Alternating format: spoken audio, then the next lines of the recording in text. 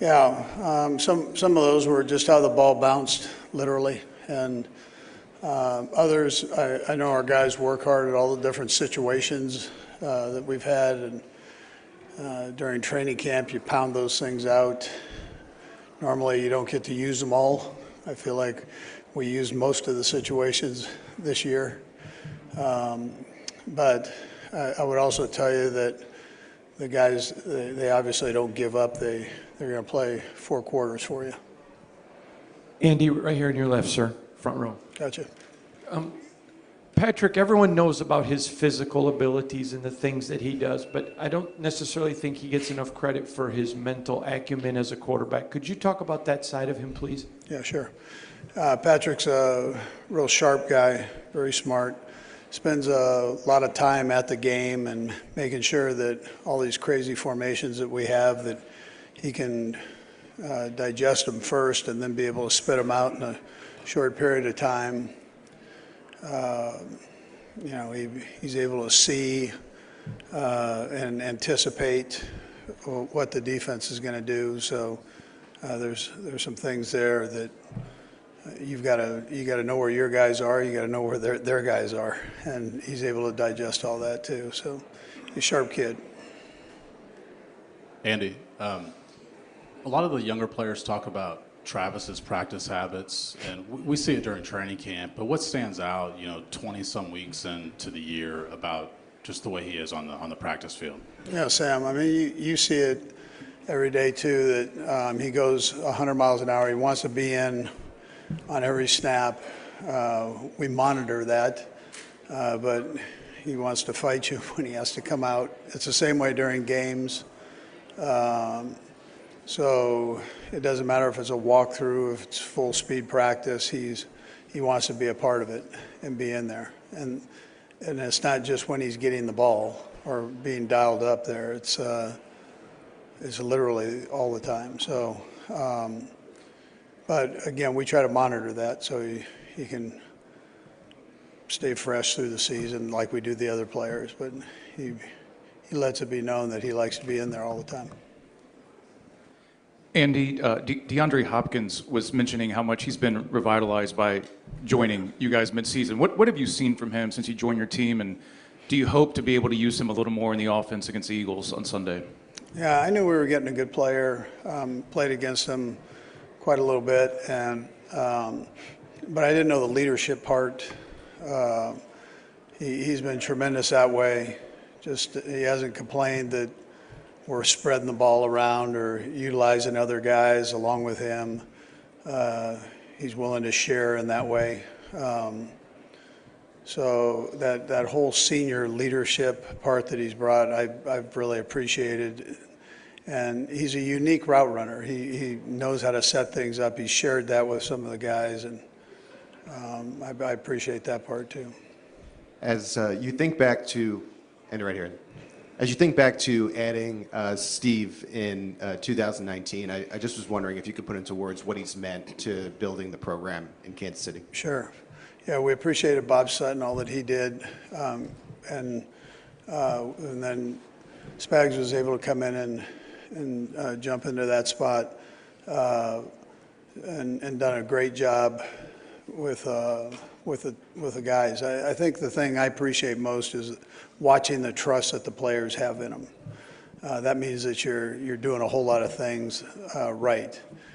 These guys, you're not going to pull the wool over their eyes, and not for as long as he's been doing it. So they trust his scheme. He's a good teacher. They trust him as a person, knowing that he's going to try his best to put you in the best position for your skill that he possibly can, and try to highlight that part. Good morning, Andy. Well, I'm Scott. No, I got you. I'm going side to side. This is like a ping pong match. I got it. That sounds good. That sounds good. Thank you very much. You guys are class acts anyways. Nevertheless, you've seen a lot of great quarterbacks over the years. You've been in this game a lot. Are there any particular legendary quarterbacks that Patrick Mahomes reminds you of? This guy is the most poised quarterback under pressure, and we know that his next stop after Kansas City is going to be Canton, Ohio. But I know that there has to be a few guys that come to mind that Patrick probably reminds you of. Yeah, I've tried not to compare them. I mean, I've been blessed to have been around some great ones. And listen, you can take a little piece out of every guy and say he's kind of like this guy, he's kind of like that guy, but he's really rewriting it for himself. And that's what I noticed about being around the Brett Favres and the Don McNabbs and all these guys, Michael Vick. I mean, all these guys, Alex. And the thing goes on. Jeff Garcia, I've been blessed to be around just a ton of them. And they all kind of put their mark on it, their own mark. And then somebody will ask that question down the road about some other quarterback, and he'll probably say the same thing. The coach will probably say the same thing I'm saying, that they kind of draw, you can draw a little bit from each guy, but it's really what makes him unique, is that he does so many things so well, and in a tough sport, I mean, there's the mental part of it, and then there's the physical part of it too. And you're back there, and you've got 300-pound men bearing down on you, and you got to make a decision in a split second. And sometimes those 300-pound men land on you, and you get a few of those hitting you. That's to be able to get back up and stand in that pocket again is something, some mental toughness that takes place there. So. Hi, Andy Jory Epstein with Yahoo Sports over here in the back. Okay, here we go. When Howie Roseman was asked this week about his philosophy of building through the trenches and investing consistently in offensive and defensive line, he said that conversations with you really shaped that philosophy. What do you remember about the conversations you two had, and especially if you have any examples of what you taught him? Yeah, sure. I'm a Howie Roseman fan, so I think he does a great job. The way that he's replenished his football team and it has been something to watch for sure. And he believes in that. He believes in the offensive and defensive line. You kind of start there, and if they're not functioning right, then normally your team's not functioning right, that side of the ball, whichever one it is. So that's the way he's built that team, and you can see that in their strengths there. And then it's the coach's responsibility to take advantage of the strengths that each player has. So, but he's given the coaches an opportunity to be successful with the players that he's brought in, and it's Howie, and then it's the group that he's hired around him too. So that's also part of that job, and that you bring in the right people. And so he's got some good worker bees there, man, that go out and find these guys, which is important. Yeah, Andy, over to the other side here. Yep. You clinched pretty early the #1 seed, and you rested guys against the Broncos. Was that nevertheless tough to take as that game was playing out? And did you worry that you would lose a little bit of edge? I wasn't worried about the edge, but I don't like getting my tail kicked either. So they got after us pretty good. I can't tell you I was liking that, no. But I didn't feel like we'd lose our edge, no. Andy, looking at the stats, it appears maybe that fourth down might actually be Patrick Mahomes' best down this year. What does it say about him as a quarterback that he can perform so well on a potential turnover down, on the high pressure down? Yeah, fourth downs have been good for us. You're seeing that more in this league now. Make sure I'm answering your question right. I think that's what you said, right? Fourth down. So we have trust in our guys, trust in Patrick, and we trust the game plan. If we've got something there that we feel is a viable play for that situation, we're going to try to use it within reason. So I think that combination, but most of all, having trust in Patrick and the players, I think is big, and knowing Patrick will take care of the football the right way, whether we're running it or optioning or throwing the football. Hey, Coach. Xavier Worthy on your team is the youngest player on either team at the Super Bowl. How does the preparation change between a player like him versus a veteran who's been here before? Yeah, he's a poised kid. So we're talking about Xavier, and he does it with a smile on his face every day. He comes out and works hard, wants to get better, I mean, all the things that you want from a player, he has. So I would tell you he's probably mature, at least in the football world, mature for his age and experience. And he jumps in, he's willing to listen, which I think is important. When the teammates are talking, these guys that have a little experience are talking to him, he's taking it all in. So that's not always the case with players. Hi, Andy.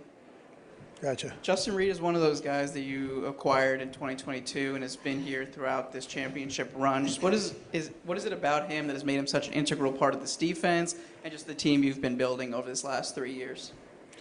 Yeah, well, he's got a good name. So, I mean, Justin's a smart kid and a heck of a football player, very tough. He'll come up and introduce himself to you aggressively. So, but most of all, he's a good football player, and he's got the aptitude to take all the stuff in that Spags throws at him, and then be able to make the calls back there and kind of get everybody going in the right direction. Coach, over here on your left. Yep. Or front row. Front row. Gotcha. There's sure to be some crucial moments this game. Do you have a memory of a play or a game where Patrick kind of earned your trust to step up to those big moments? Yeah, I mean, listen, the first game that he started against Denver, his rookie year, when we had already clinched a spot, kind of the same situation we had this year. And he came in and the poise, you could see the poise, you could see the confidence, but there was a humble side to it. And I kind of went, all right, that's pretty impressive. And then some of those great defensive players on their side kept looking over at me going, that I'd had in a Pro Bowl before. They were going, oh, okay, we see why you like him. And so anyways, that's probably where the first hand, I mean, we obviously had a lot of trust in him to draft him as high as we did, and move up to get him. But I would tell you, from a coaching standpoint, being on the field with him, that would have been the first game. Coach, all the way back here on the Gotcha. camera thing. Gotcha. Now that you got Hollywood back healthy, and it seems like you got a full stable of, do you feel like you're seeing the passing game that you expected to see, even though you don't have Rashee Rice? Yeah, and Rasheed's doing well. He's healing up good, which is positive for next year. We're as healthy as we've been to this point, knock on wood. So you got to see that the last couple games with with the receiving core at least, and the running backs likewise are doing better there. So, but the receivers, yes, I tell you, them being healthy gives you a better chance. Now we're going against a good secondary on Sunday, and we've got to make sure that we're doing things the right way and so on. Make sure we get these next couple of days of practice down. But I feel comfortable with that group. They work their tail off. They've got experience in most areas there, and they love to play. And they seem to be on the same page with Patrick. Last two guys. Go ahead, Haley. Coach, right here. We've been able to talk with all the players and ask them why they think it's been such a success this season. A lot of them have hinted at the culture of the team. Who do you think sets that in the locker room? Yeah, blessed to have some guys in there, Haley, that are real good leaders. Patrick and Trav are the ones that jump out at you, and Chris Jones and Bolden. I mean, all these guys. Bolt's a big part of it. Justin Reid, who we asked about. Anyway, there's a lot of good leadership in that locker room, but I'd probably say those top three is where it starts, and is they all bring their own personality to it. From Patrick kind of just being that steady part, you get two characters with Kelce and Chris Jones and what they bring. So they can be as serious as can be, and at the same time they can bust the room up. So, yeah. That's all right. Hi, Coach. You talked about leadership. I just wanted to know, in these moments, where are some of the leadership styles or the leaders that you kind of look to or gain from in these moments? Who do you kind of mock yourself after or go to when you're in these moments? Yeah, I've been lucky. I've been around some great coaches, and from high school, from Little League, high school on up, I was blessed that way to have these great coaches through junior college, through college, into the NFL.